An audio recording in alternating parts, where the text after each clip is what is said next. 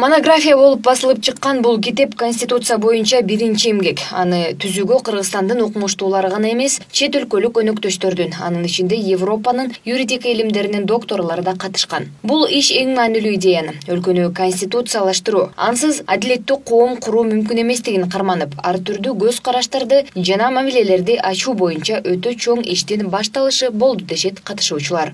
Эң негизги нерсе бул деген ошол конституциялык укук тууралуу биринчи илимий монография чыкканы. Бул дагы мына 30 жылдан бери биринчи жолу чыгып атат. Ошол китептин, ошол илимий иштин биринчи презентациясы болуп атат. Бул биз үчүн өтө маанилүү.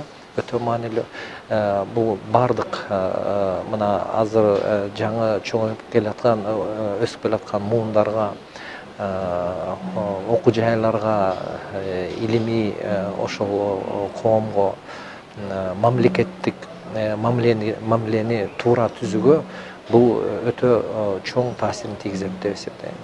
Иш-чарага катышкан Конституциялык кеңешменин төрагасы Бекболсун Бөрүбашев коомчулуктун баш мыйзамга болгон кызыгуусу күч алып, бирок ошол эле маалда анын кандай жазылышы тууралуу кабары аз экенин айтты. Ал 2021 жылы Конституцияга өзгөртүүлөрдү киргизүү маалында ачыкталганын белгилеп, бул эмгек адилеттүү коомду куруу мүмкүнчүлүгүн түзүүгө жол салган конституциялаштыруу идеясын кармануу боюнча абдан чоң иштин башталышы болот деп билет.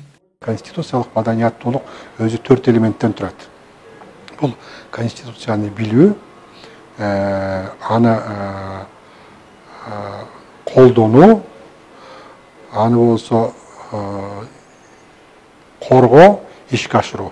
Мына ушундай элементтерден турат дагы, мына ушулар баягы конституциялык маданияттуулук жаратат да. Ошон үчүн ушул жанагы биз баш мыйзамды ишке ашырыш үчүн биз аны түшүнүшүбүз керек, аны биз колдонушубуз керек, анын ары кандай багыттарда мисалы үчүн жетишпеген жагы, оң жагы, тескери жагын бүт баарына биз анализ беришибиз керек да, анан аны биз коргошубуз керек.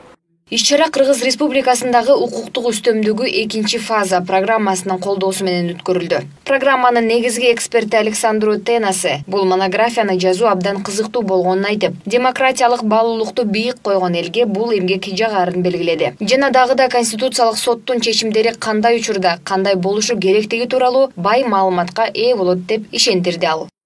Данная работа не останется на этом этапе, и что в дальнейшем... Бул эмгек юрист, адвокаттар же соттун өзлөрүнө эле эмес, конституциялык соттун кандай иштешине кызыккан ар бир адамга пайдалуу. Мен иш бул менен эле токтоп калбай, алдыда эч кандай уюмдун жардамы жок эле жергиликтүү юристтерди кызыктуу эмгектерди жазышат деп ишенем. Алар менен иштешүү абдан кызык болду.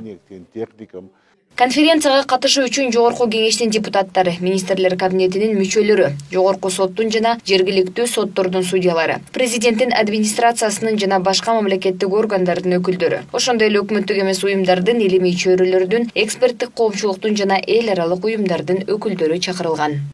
Айза Камчыбекова, Нурдан Карыпбеков, Пирамида.